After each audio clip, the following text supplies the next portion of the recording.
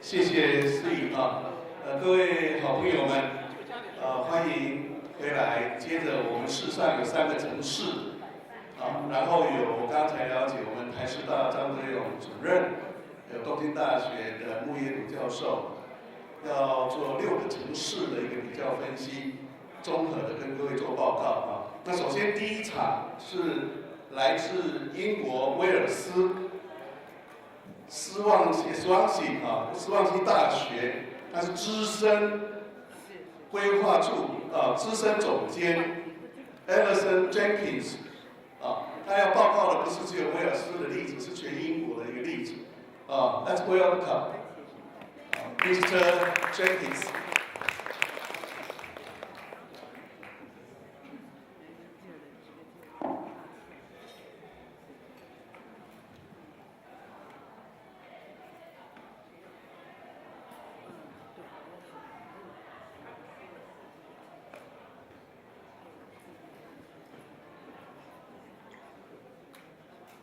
I'm very, very happy to be here, very honoured to be here today to speak to you. My name is Alyson and I work at Swansea University in South Wales. Yes, so Swansea is in South Wales and this is a picture of the university and Bay in Swansea where I work and live.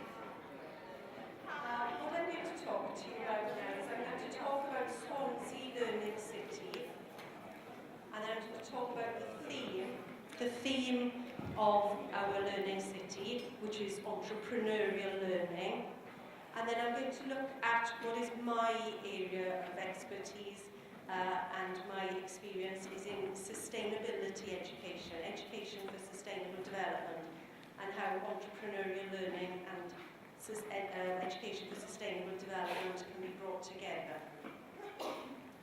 Right, well, I come from Wales, from Swansea. This is the UK, this is Wales, and there's Swansea.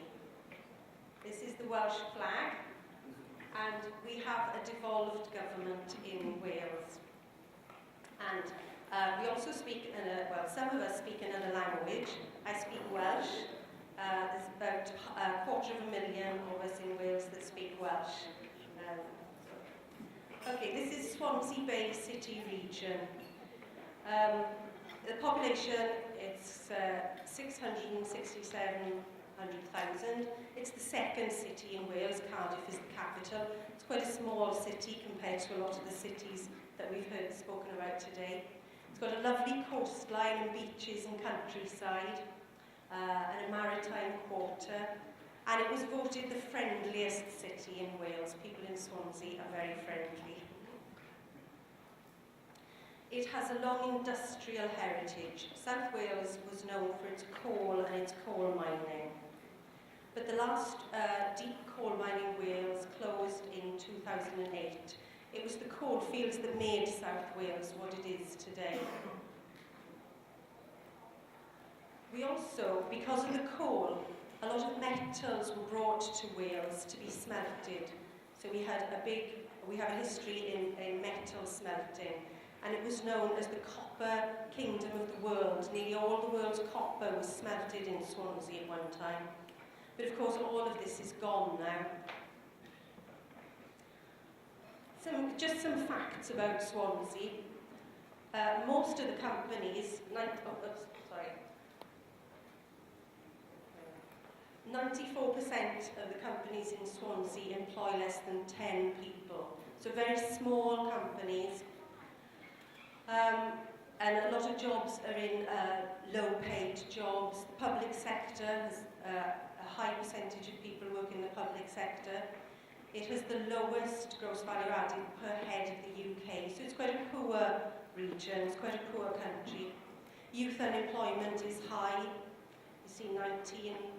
Higher than the UK, and economic inactivity is quite high. In the village that I was from near Swansea, there's 3 generations unemployed because the coal and the industry left. So we have a lot of problems in Swansea. It's a beautiful place, but we do have two halves there. There are people who live on opposite sides of the same road that have 15 years difference in their life expectancy. So we have a lot of wealthy people, but we have a lot of poverty in Swansea, which brings a lot of problems with it. So we have to address this. We have to address this poverty. 1 in 6 children live in poverty in Swansea, and we want to change this through the Learning City. Now, we all know here that education can change people's lives, and we think that education is really important in bringing people out of poverty. Education has a role in helping to bring people out of poverty, and one of the things that the Learning City addresses is this. So our motives for developing a Learning City, why we wanted to develop the Learning City, was that we believe that having a buoyant economy it helps everyone. It helps people's health and well-being. And the Swansea Bay City region needs to be innovative, entrepreneurial and inclusive.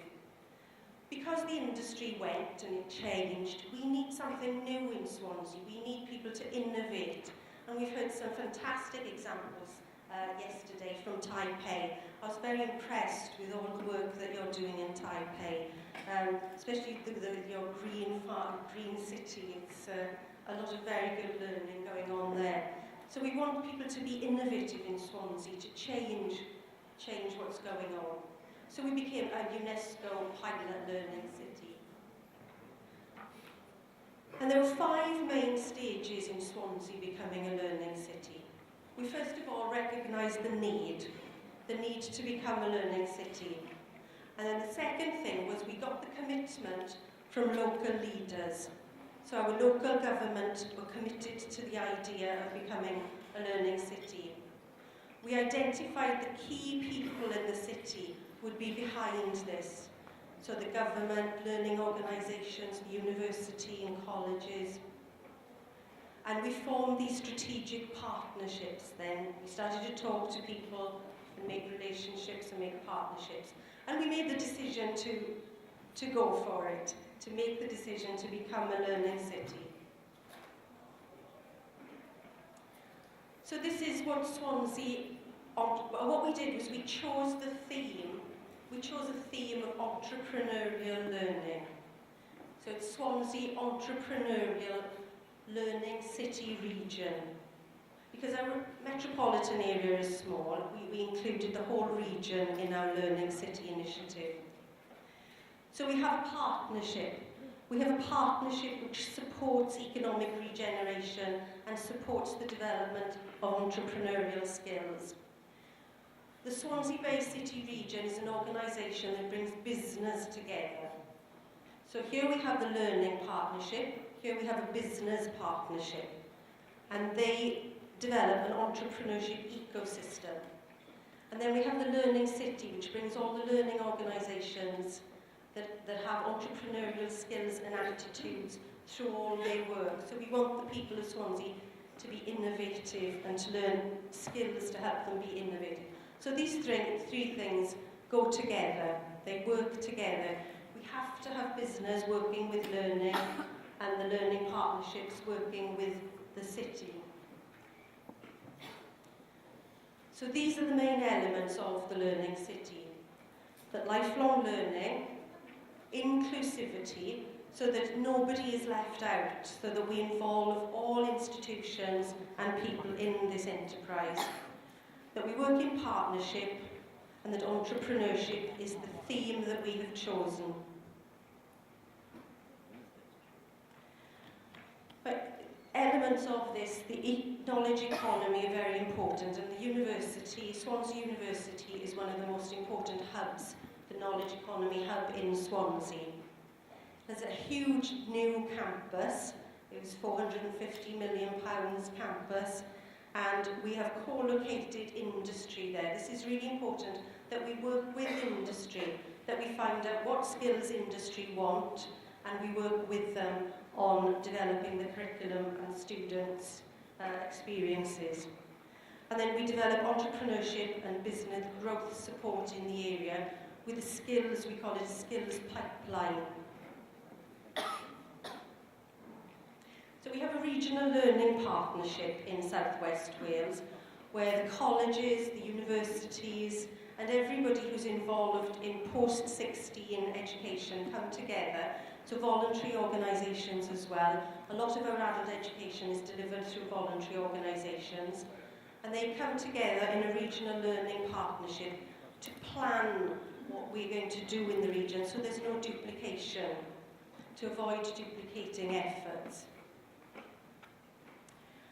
Now this has to be supported from government. The government has put out some strategies. We have a youth entrepreneurship strategy because they realise that young people need to develop entrepreneurial skills. So the government is supportive of this entrepreneurial shift in education. So it's in primary schools. We develop it in primary schools. We develop it in the secondary level and in further education colleges and in a university. We have a Centre for Entrepreneurial Studies at Swansea University, and we bring business people into the university to do masterclasses with students. So that's developing entrepreneurial skills across all subjects. These are some students here that are developing biotechnology businesses in the university. So they develop the businesses in the university. We have an entrepreneurial hub there that helps students then to do startup businesses. So it goes from primary schools right up to the university. But one important element, and where I've worked a lot of my life, is with these community enterprises. This was an old coal mining office, and just behind there, that was a coal tip once, but it's all grown over now. And the offices have been turned into a community learning centre. And they have a creche and a cafe, an organic growing centre, and so it's a social enterprise. All the profits that they make get put back into the centre, and the centre runs classes for local people. All sorts of classes from the university runs a part-time degree classes there, and then they run craft classes, language classes, all sorts of classes for adults there.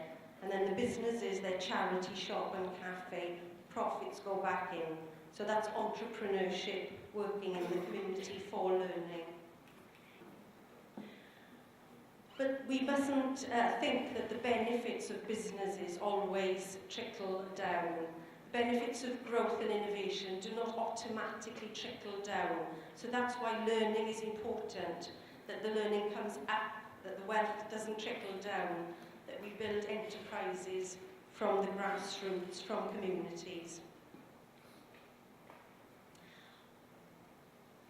Okay, but it's not important just to be entrepreneurial. I'm really interested in how we can put education for sustainable development and global citizenship into a learning city. Now, this is a picture of Wales. We have a lot of sheep in Wales. Now, we are one of the few nations in the world, I think, that have put sustainable development as a function of government. It is at the heart of government. So they have a binding legal duty to pursue sustainable development. So this is one way of looking at sustainable development: environmental, a viable natural environment, social, nurturing community, and the economic, so environmental, economic and social working together. But actually I prefer it in this sort of way, where you see that they're not separate at all. They're not separate. They're all part of human existence and part of human life. You can't have one without the other. Now, there's the United Nations Sustainable Development Goals, which they cover everything, all aspects of life: housing, water, human rights, peace, economic growth, hunger, poverty. They're so big, so I know teachers and practitioners think, where do I start? Where do I start with all of this?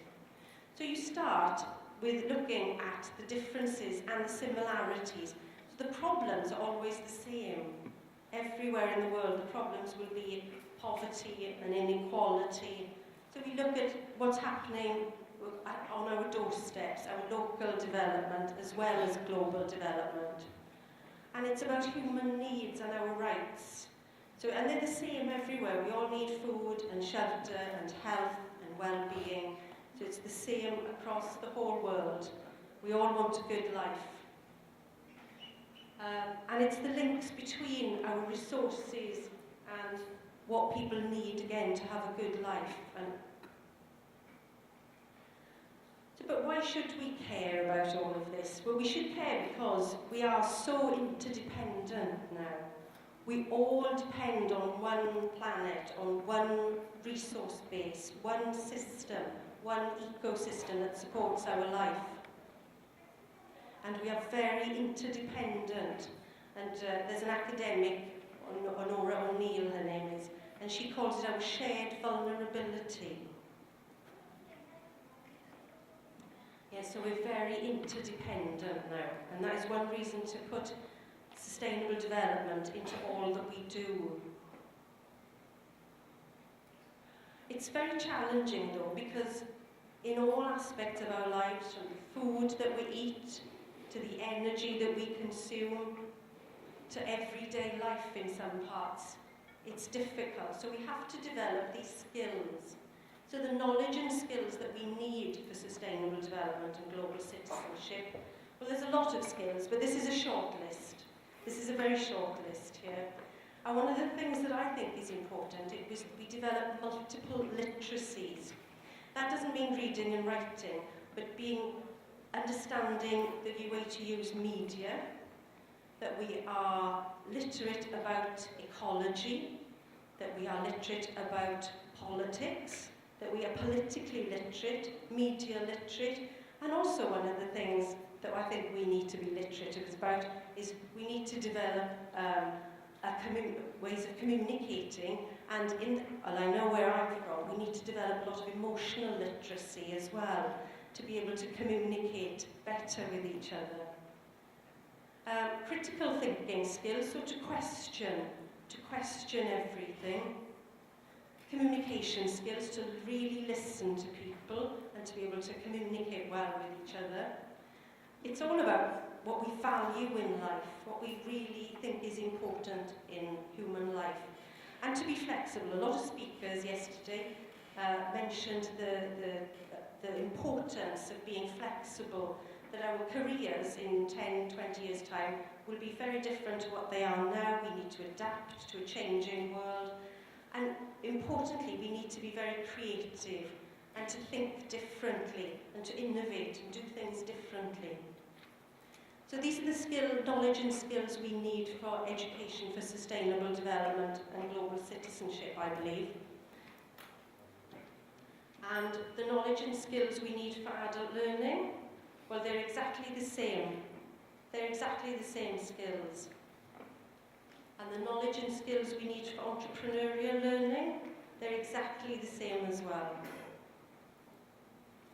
And what we need to do is to use methods in our classrooms, because sometimes all we have is 2 hours with students in a classroom, and to be participatory, flexible, holistic and critical, and to look at the collaborative nature of learning, and also to make it very enjoyable for people.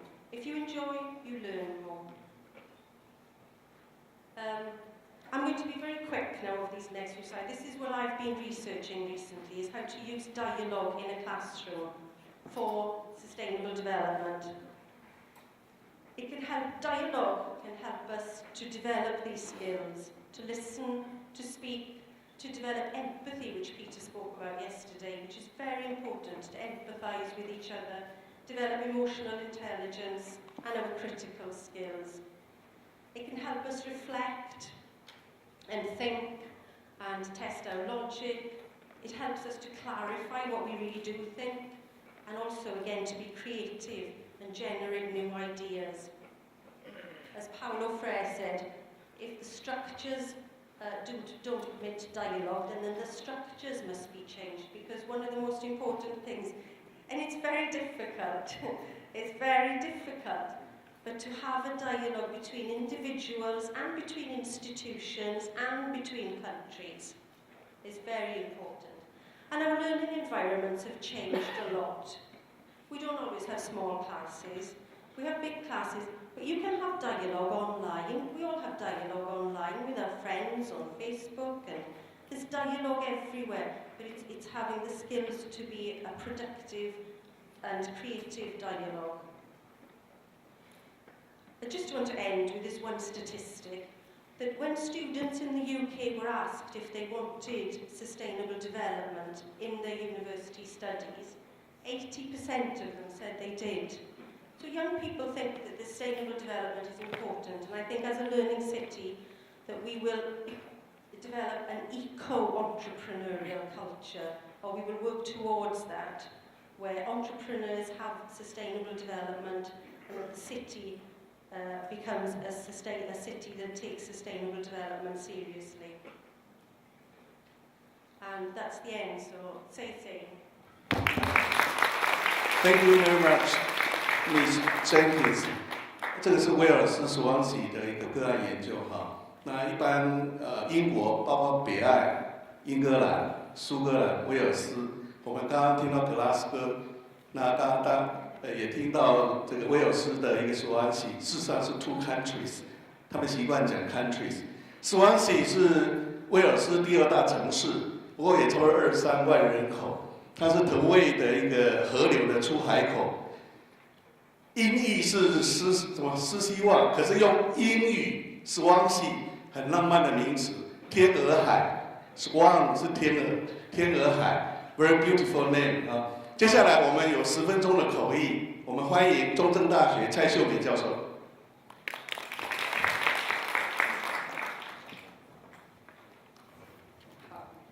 非常高兴有这个机会我想在英国的 Glasgow 的PASCO 会议的时候呢，我们就有跟我们来自Swansea 这个大学的这个其中一位研究者就是 Judith James 见面，然后也听到他们是得到了联合国的这个学习型城市的这个大奖所以我们就力邀我们的Swansea City 的这个代表，那他们是大学的一个人员，所以我们的会议手册里面写高龄者。那我刚刚跟他沟通，他其实不是高龄者，他是资深的规划处处长，对，就是在这个办公室非常久了。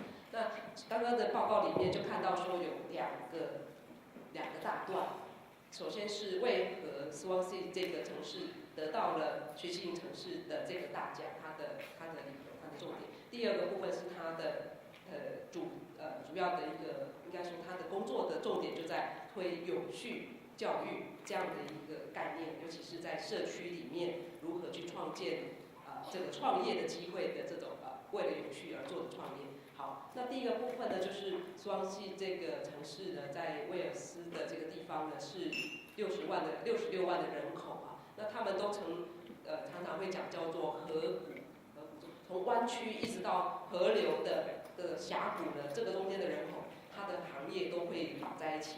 100多年前呢，他们做煤矿，那煤矿呢就会有冶炼这个铜，那这个铜矿呢是从澳洲啦、智利好多地方，全世界的运到了英国这边来冶炼铜，然后再输出到全世界所以他们呢当时的行业是以这个工业为主的，但是慢慢的呢，这个英国呢也决定要把这个煤矿关闭了那所以他们也就整个工业的部分就萧条了。那当时也造成整个城市很大的污染。那等到这个矿业没了工作没了，所以呢人口呢开始外移了，所以他们开始去看到他们城市里面的问题，就是说都剩下中小企业、小企业10人以下的。再来就是你看到有一个数据，年轻人他们英国年轻人的失业在这个19%那以全英国来说是18.6%，那他们比较高。所以他们就认为必须要倡导这样的一种创业的教育。那来而且要达到一个社会的公平正义啊，就是让更多比较收入低的可以进到这个终身学习里面来。那它的策略里面有5个阶段啊，那就可以看到说很强调，第一个是从人们的需求开始，第二个呢很强调的是我们的在地的当局啊领导者呢承诺要来这个为重点。第三个呢是他会界定主要的参与者，那显然中央大学呢就在这边扮演一个很重要的参与者角色，还有企业啊、当地的社团等等。第4个呢是建立好的伙伴关系，第5个呢就是开始行动了。那我想它有3大块，第一个是社区的伙伴关系呢是从技能的创业学习的技能开始，第2大块呢从事的是经济活化的一些 business 就是投资如何去做行销，如何去设立这个公司这个等于是企业的创业。第3大段呢就是学习型城市，那这个重点是在他有提到一个 inclusion， 就是要把比较低收入的、比较没有参与终身学习的能够纳进来，所以叫社会融入社会融入。所以我看到这个前大半呢，就是终身学习呢，它是作为跟创业的精神的学习，跟还有政府民间的伙伴这4个这个有手连在一起。那这个部分呢，它有强调几个照片，就是从小学到大学的中学，然后再到扩充学院，再到大学，他们都有这种创业的学习课程。那有一个照片呢，就是扩充学院的学生在学生物科技的如何去应用到他的创业。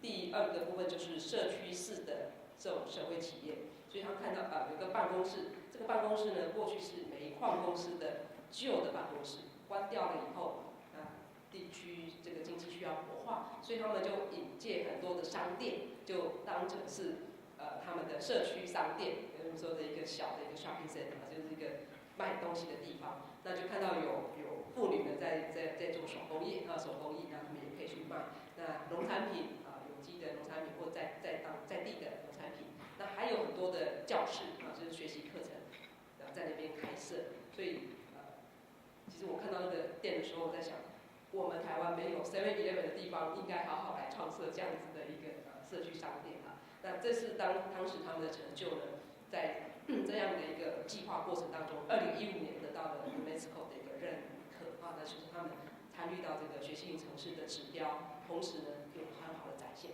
第2部分呢，就是他在做这个永续的全球公民教育那这个很长的名词又要全球公民又要永续的这种教育。那这个概念里面，它有一个3个圆形的图，对不对？他认为过去都把经济、环境跟社会分开永续教育在中间。他说不是，是全部绑在一起。